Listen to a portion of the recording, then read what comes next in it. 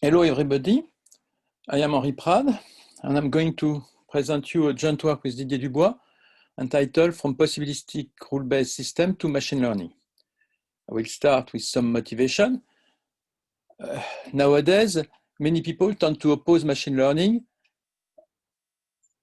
to knowledge representation and reasoning methods, considering that machine learning is just modern AI, while the other one is old-fashioned AI. But machine learning approach encounters the problem of explainability issues of their results, which call for some cooperation between both trends of research in AI.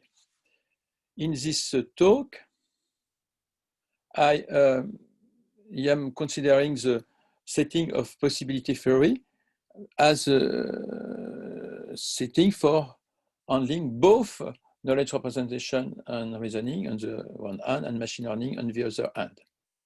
This talk is also a plea for developing possibilistic learning methods in a way which is consistent with if-then rule based reasoning and more generally logical reasoning. So my talk will have two parts, knowledge representation and reasoning side and a machine learning side after. On the knowledge representation side, it is known that possibility theory has different knowledge representation format. One is possibilistic logic with extant classical logic with certainty levels, and on the other hand, possibilistic networks, which is a counterpart of Bayesian nets. But there are also an older and so quite forgotten representation format, which is based on an if-then rule that I am going to recall now. So, sorry. So for just making things concrete, I imagine that I have a set of rules. For instance, as in this example, where I have a first layer of rules, which relates the test and aspiration of people to possible professions. For instance, if I take rule R2, if a person is fond of creation and invention, then recommended profession are engineer, researcher, or architect. I may note that I may have rules which are, in some sense, negative. It said that if somebody is not fond of, for instance, of creation, he cannot be an engineer or a researcher nor an architect, and so on. So I have, in fact, a second layer in this example, which relates the profession to salary level.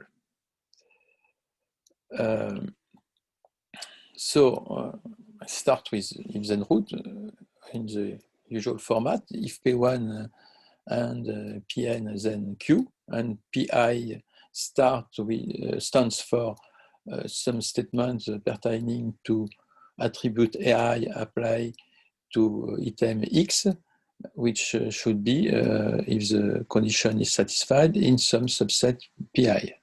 And similar thing for the conclusion Q. These subsets corresponding to the different requirements for the attributes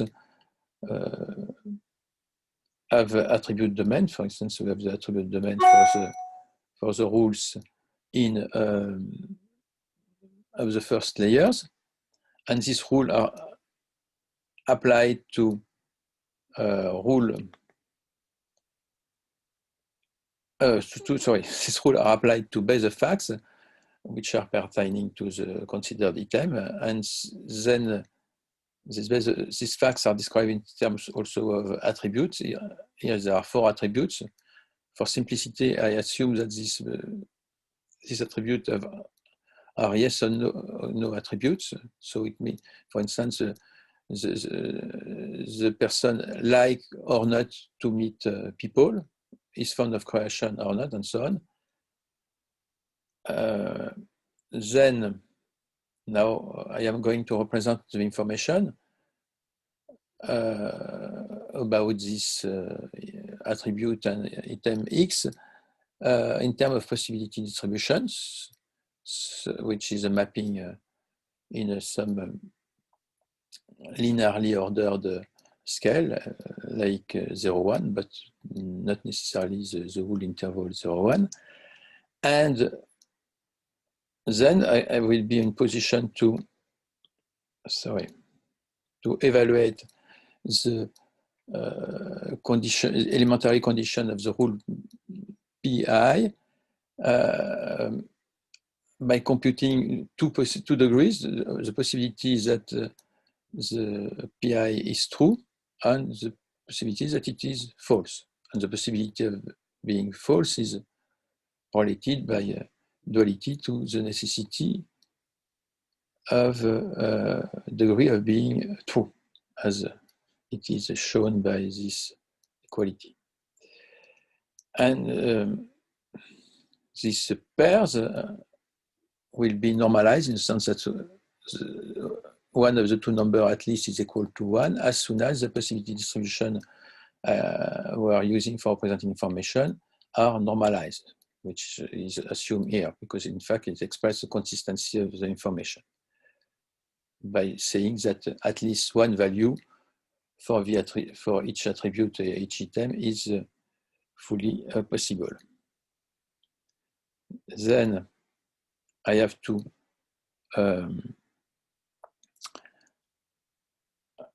evaluate the compound condition of the rule. Here I consider the case of a conjunction, and this is made by computing the minimum of the possibilities that the condition are satisfied, each elementary condition, and taking the maximum that they are not. The minimum aggregation here, for being exact, assumes that there is a logical independence between the different attributes. Otherwise, it's only an upper bound, which is okay, but will lead to more imprecise result. So I have to go to the next slide. Yes. About the uncertainty of the rule, which are represented by pairs of conditional possibility degrees. So the rule if P then Q is represented by the possibility that Q is true given that P is true, and the possibility that Q is false given that P is true.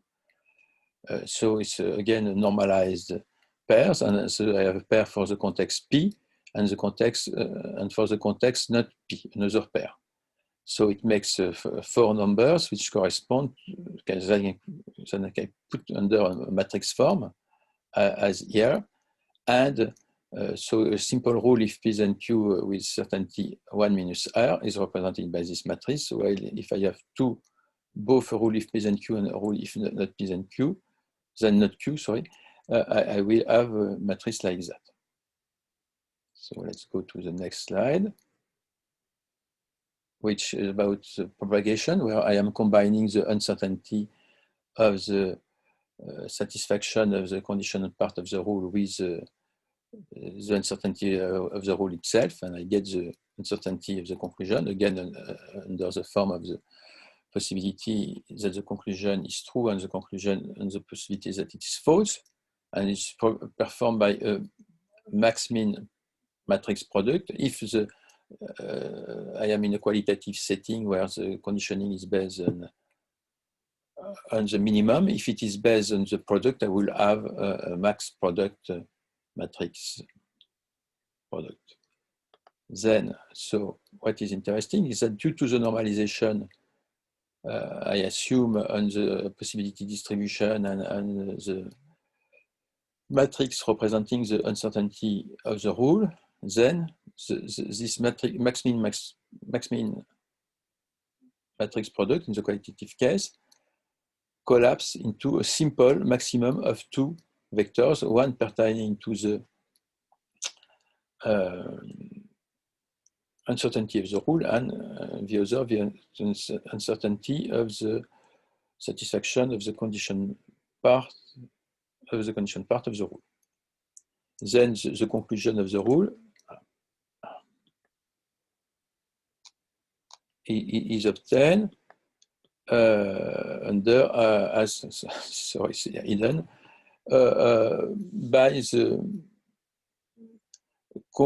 the combination by the weighted union where the either I have the Q or either the conclusion is true with some sorry, it's a weighted union of two sets corresponding to the subset corresponding to the conclusion of the rule and the complementary subset,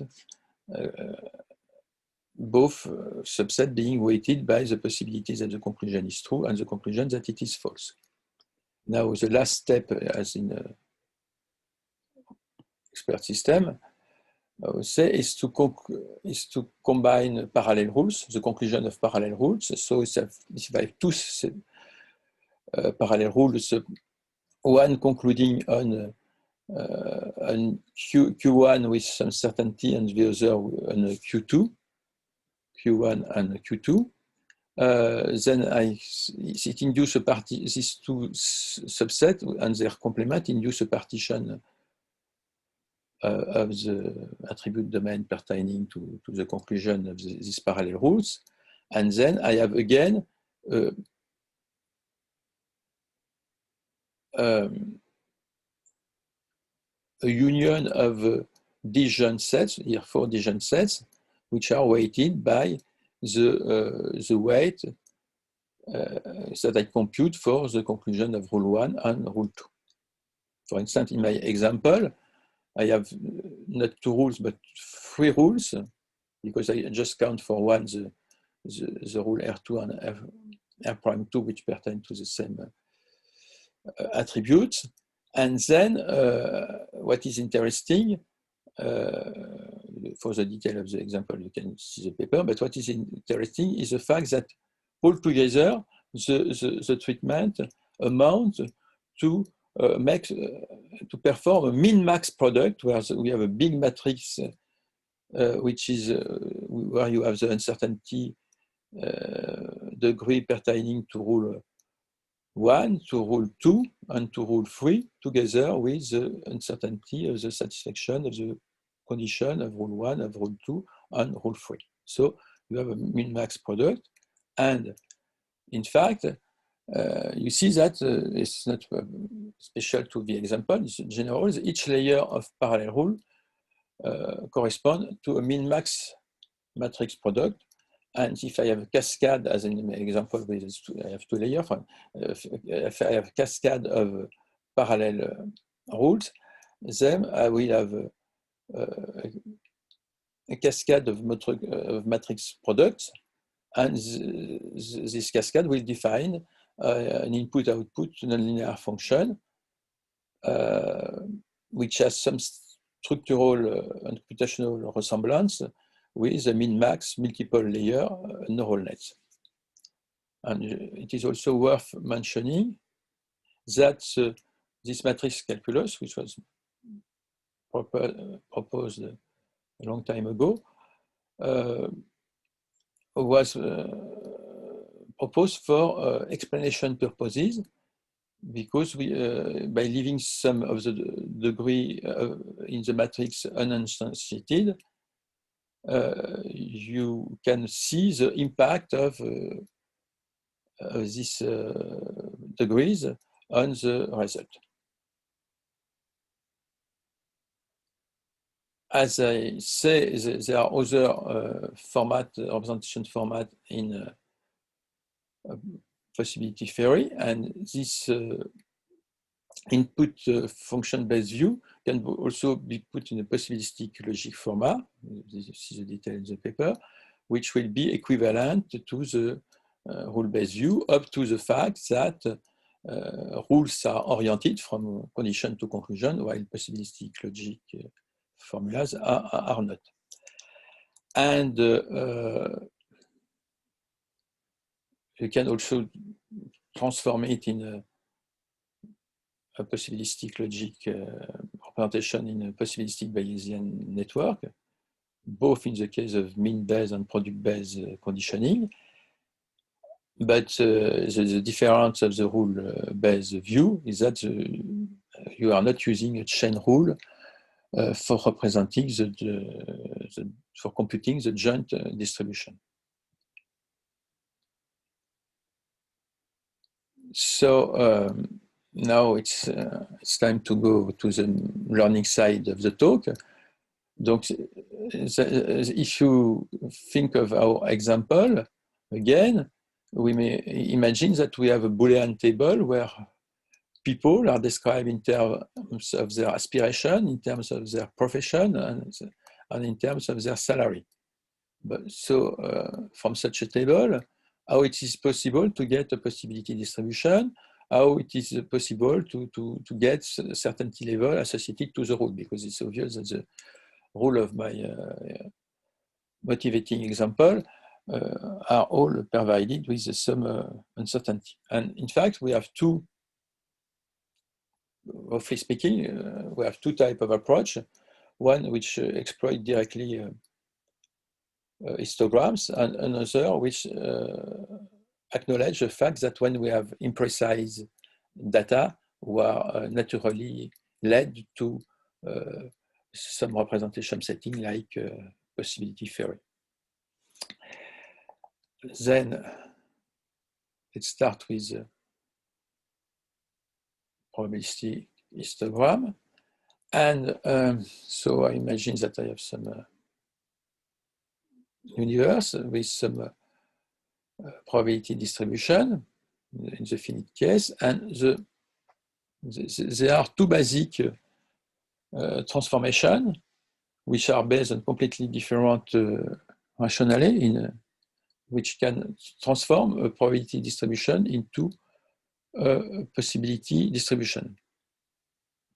The first one is based on the idea that the excess of probability in favor of some event by opposition to the opposite event can be viewed as a measure of the necessity of this event. And it is called antipygnistic because this transformation is the converse of the one yielding the pygnistic transform of a belief function. If you remember that necessity are a particular case of belief function when the focal elements are nested. The other, so we can see the bottom of the slide, but not sure. Sorry. Is based on a completely different rationale, which since it's tried to, it builds, it computes the most specific possibility distribution, P star, which is associated with the possibility measure, which is dominates the probability measure associated with the probability distribution. And so the formula is given here in red, so it's not the same as above. And in fact, this possibility distribution P star is always smaller or equal to the first possibility distribution obtained by the antipygnistic method. Whatever the transformation you use, you have to apply this transformation to the joint distribution and not to the marginal or to the conditional distribution. Otherwise, we will have problems. So the second type of method, as I said, exploits the fact that we have, when we have imprecise data, for instance, statistical interval data, which can be viewed so as a random set. And so this random set, you can view it as a basic probability assignment of underlying a belief function. So the belief function in the general case is not a necessity measure, and the plausibility measure is plausibility measure associated is not a possibility measure. But at least the contour function can be interpreted in a natural way as a possibility distribution. So it's the simplest way and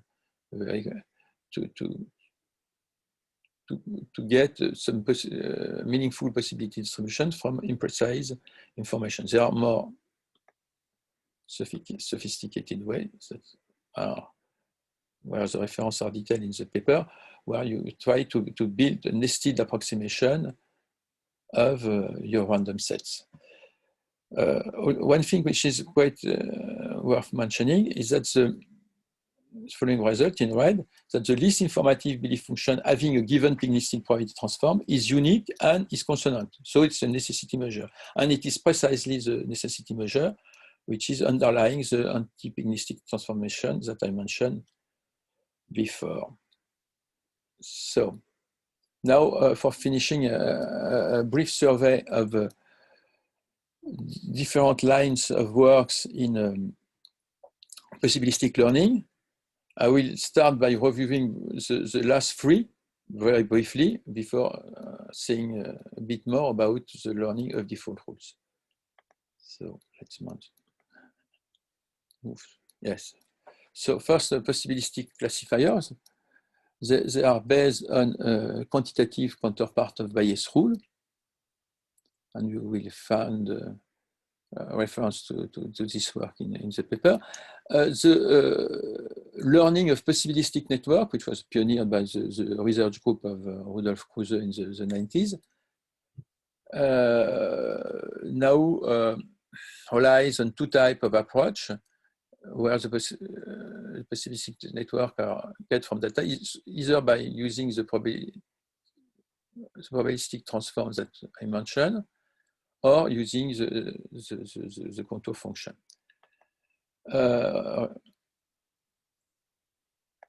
With respect to another line of works, which, if I can, yes, corresponding to the learning of possibilistic logic theories, two pieces of work worth mentioning. One, which is an extension of inductive logic programming, where you where you obtain prioritized rules for acknowledging the fact that you have general rules and rules which are pertaining to particular cases, and all of them being handled rigorously in the setting of possibilistic logic.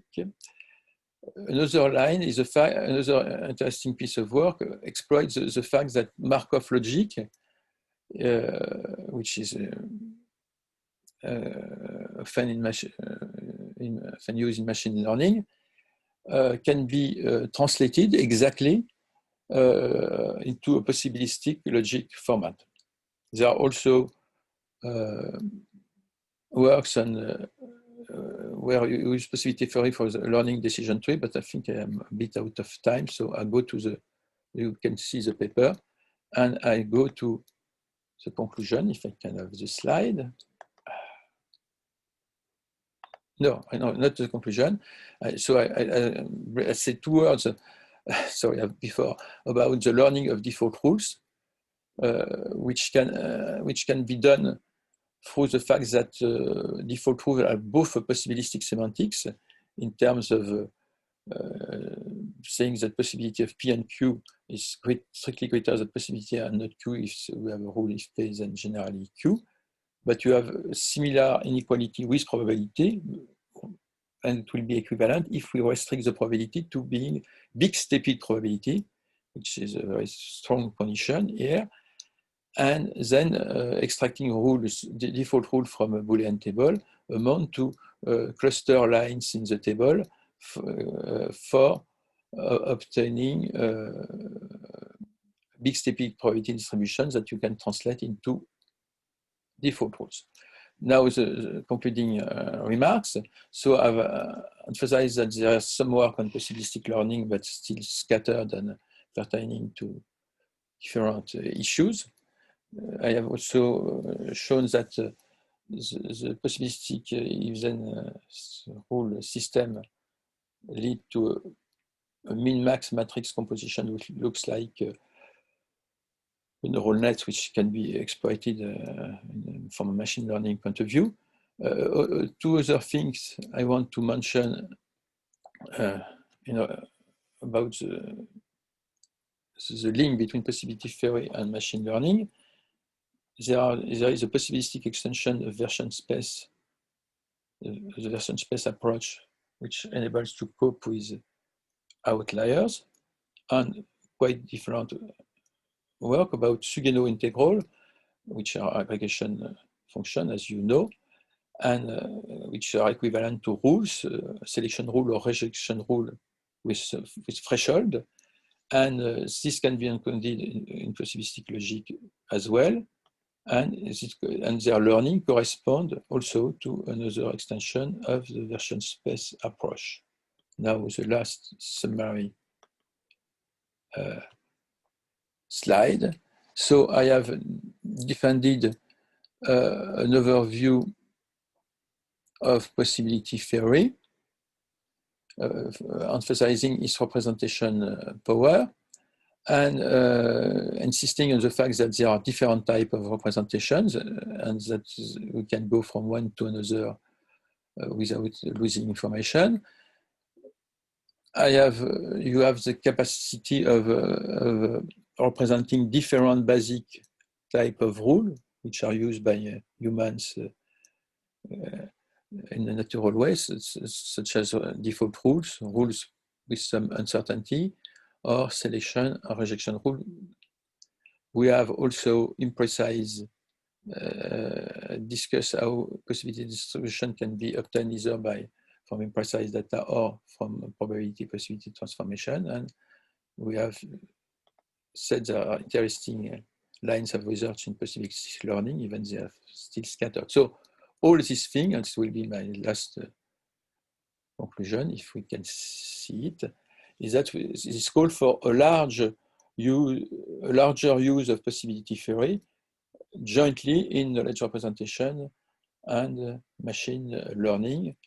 There are other settings where you have knowledge representation and machine learning, like probability theory, but the possibility theory setting is especially rich from a representation power for representing incomplete information or different kind of rules and particulars. Thank you for your attention.